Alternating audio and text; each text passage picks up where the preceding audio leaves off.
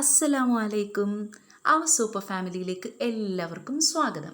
അപ്പം നമ്മുടെ ചാനലിൻ്റെ പേരൊന്ന് മാറ്റിയിട്ടുണ്ട്. ഇന്നൊരു നൈറ്റ് കുക്കിംഗ് വ്ലോഗാണ് നമ്മൾ ചെയ്യുന്നത്. അപ്പം മക്കൾസ് രണ്ടും നല്ല ഉറക്കം. അപ്പം ഞങ്ങൾ ഓർത്തു രാത്രിത്തേക്ക് നല്ല ബീഫ് പെരട്ടിയതും പൂരിയും കട്ടൻ ചായ ആക്കാമെന്ന് വിചാരിച്ചു. അങ്ങനെ ഞാൻ വേഗം കിച്ചണിൽ കയറി. നേരത്തെ കഴുകി വെച്ച ബീഫാണ് എങ്കിൽ പോലും നമ്മൾ വീണ്ടും നന്നായിട്ട് കഴുകി അത് വൃത്തിയാക്കി എടുക്കുന്നതാണ് കാണുന്നത്. അപ്പം അത് കഴുകി നന്നായിട്ട് പിഴിഞ്ഞ് വെള്ളമെല്ലാം കളഞ്ഞ് പിഴിഞ്ഞെടുത്ത് കുക്കറിലിടുക. അപ്പോൾ കുക്കറിലിട്ട് നമ്മൾ വേവിക്കണമല്ലോ ബീഫ്.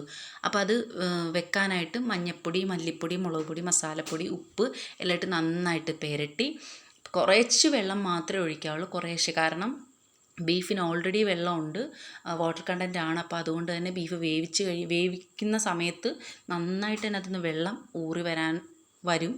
അപ്പോൾ അത് ശ്രദ്ധിച്ച് വേണം ചെയ്യാൻ, കാരണം നമ്മളിത് പെരട്ടിയാണ് എടുക്കുന്നത്, നമ്മൾ ചാറാക്കാൻ ഉദ്ദേശിക്കുന്നില്ല. അങ്ങനെ കുക്കർ അടച്ചു. ഇനിയാണ് ഇതിൻ്റെ മെയിൻ പരിപാടികൾ. കാരണം എനിക്ക് തോന്നുന്നു, എന്നെ സംബന്ധിച്ച് നമ്മൾ ഇറച്ചിക്കറി വെച്ചാലും മീൻകറി വെച്ചാലും എന്ത് വെച്ചാലും ഈ അരിയൽ പിടിക്കൽ ഒക്കെയാണ് കുറച്ച്, പ്രത്യേകിച്ച് ഈ ഇഞ്ചി, വെളുത്തുള്ളി, സവോള, ഉള്ളി, കൊച്ചുള്ളി, ഇതൊക്കെ നമ്മൾ വൃത്തിയാക്കി എടുക്കൽ കുറച്ച് ടാസ്ക് ആയിട്ടാണ് എനിക്ക് തോന്നുന്നത്. അപ്പം നിങ്ങൾക്കും അങ്ങനെ തന്നെയാണെന്നാണ് ഞാൻ വിചാരിക്കുന്നത്. അങ്ങനെയാണെങ്കിൽ നിങ്ങൾ തീർച്ചയായും കമൻറ്റ് ചെയ്യാൻ മറക്കരുത്. പിന്നെ എൻ്റെ വീഡിയോ നിങ്ങൾക്ക് ഇഷ്ടപ്പെടുന്നുണ്ടെങ്കിൽ നിങ്ങൾ തീർച്ചയായും ലൈക്കും ചെയ്യണം, ഷെയർ ചെയ്യണം, സബ്സ്ക്രൈബ് ചെയ്യാനും മറക്കരുത്. മാക്സിമം ഷെയർ ചെയ്യണം കേട്ടോ. അപ്പോൾ ഞാൻ ആലോചിക്കുമായിരുന്നു, നമ്മൾ സ്ത്രീകളെ സംബന്ധിച്ചോളം പകൽ മുഴുവൻ നമ്മൾ കുഞ്ഞുങ്ങളെ നോക്കി വീട്ടുജോലികളും കാര്യങ്ങളൊക്കെ ആയിട്ടിരുന്ന് കരിയർ പോലും ഉപേക്ഷിക്കുന്ന സ്ത്രീകളുണ്ട് അല്ലേ, കുഞ്ഞുങ്ങൾക്ക് വേണ്ടി. അപ്പോൾ ആർക്കാണെങ്കിലും നമുക്ക് എന്താ പറയുക, നമ്മളെപ്പോഴും അടുക്കളയിൽ ഒറ്റയ്ക്ക് നിന്ന് ജോലി ചെയ്യുന്നു, അല്ലെങ്കിൽ നമ്മൾ എല്ലാ കാര്യങ്ങളും ഒറ്റയ്ക്ക് ചെയ്യുന്നു. അപ്പോൾ ഒരാൾ ഷെയർ ചെയ്യാൻ വരുമ്പോഴും അയാൾ വന്ന് അതാരാണെങ്കിലും നമ്മളുമായിട്ട് കാര്യങ്ങളൊക്കെ സംസാരിക്കുമ്പോഴും നമുക്കൊരു പ്രത്യേക സന്തോഷമാണ് അല്ലേ. ഇവിടെയാണെങ്കിൽ ഇക്ക നന്നായിട്ട് കുക്ക് ചെയ്യും, നല്ല ടേസ്റ്റുള്ള ഫുഡ് കഴിക്കാനും ഒപ്പം നന്നായിട്ട് ഫുഡ് ഉണ്ടാക്കാനും പുള്ളിക്കാരനറിയാം. അതുപോലെ തന്നെ നമ്മൾ ഉണ്ടാക്കി കൊടുക്കുന്ന ഫുഡ് നല്ലതാണെങ്കിൽ നല്ല അഭിപ്രായങ്ങൾ. എനിക്കാണെങ്കിൽ അത് അങ്ങനെ കേൾക്കുന്നത് ഭയങ്കര ഇഷ്ടവും. അതെല്ലാവർക്കും അങ്ങനെ തന്നെ അല്ലേ. നമ്മൾ അത്രയും സ്ട്രെയിൻ ചെയ്ത് അത്രയും സ്ട്രഗിൾ ചെയ്ത് ഒരു ഫുഡ് ഐറ്റം ഉണ്ടാക്കുന്നു. അപ്പോൾ അത് നമുക്ക് നല്ലതാണെന്ന് പറയുമ്പോൾ അല്ലേ നമുക്കൊരു സന്തോഷം. അപ്പോൾ നമുക്കിങ്ങനെ ഒരാൾ വന്ന് നമ്മളോട് സംസാരിക്കുമ്പോൾ നമുക്ക് പ്രത്യേക ഒരു സന്തോഷമാണ് അല്ലേ. അങ്ങനെ ഞാനിതെല്ലാം വൃത്തിയാക്കി. അപ്പോൾ ഞാൻ ഈ പ്ലേറ്റിലോട്ട് തന്നെ നോക്കുമായിരുന്നു, നല്ല ഭംഗിയുണ്ട് ആ ഒരു കളർ കോംബോ കാണാൻ. അപ്പോൾ അതുകൊണ്ട് എനിക്ക് ക്യാമറ അതിൽ നിന്ന് മാറ്റാനേ തോന്നുന്നില്ല.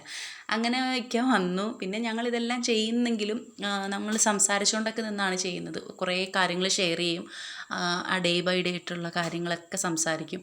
അപ്പോൾ പുള്ളിക്കാരൻ വന്നിട്ട് ഞാൻ ഉണ്ടാക്കി വെച്ച കൊച്ചുള്ളി അരിഞ്ഞു വെച്ചതൊന്നും അത്രയും പോരാന്ന് പറഞ്ഞ് വീണ്ടും പുള്ളിക്കാരൻ തന്നെ അതിൻ്റെ തൊലിയെല്ലാം കളഞ്ഞ് ചതച്ചൊക്കെ വെച്ചു.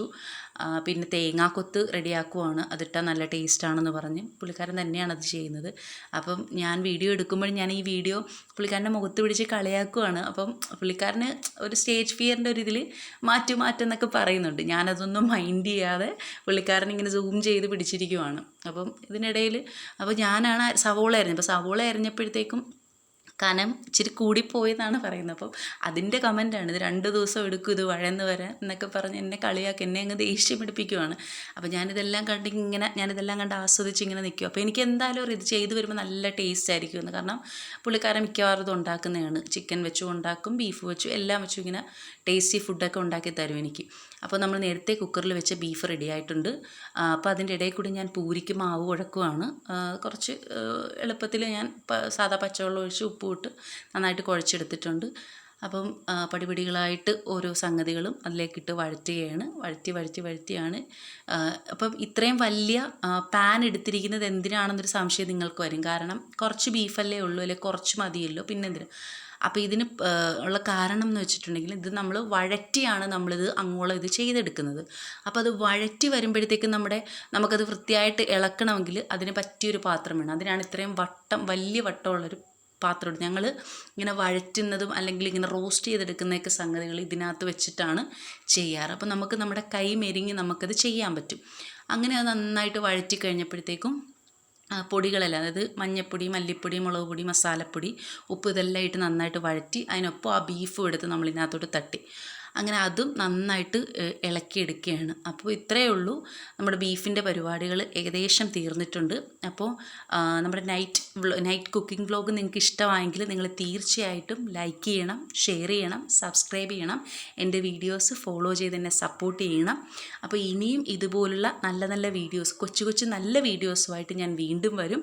അപ്പം ഇത് ഉണ്ടാക്കുന്നതിൻ്റെ ഇടയിൽ തന്നെ കറണ്ടൊക്കെ പോയായിരുന്നു. അപ്പം ഞാൻ വിചാരിച്ചു റബ്ബേ ഇനി വീഡിയോ എടുക്കാൻ പറ്റില്ലേ, പക്ഷേ ഭാഗ്യത്തിന് പെട്ടെന്ന് കറണ്ട് വന്നു.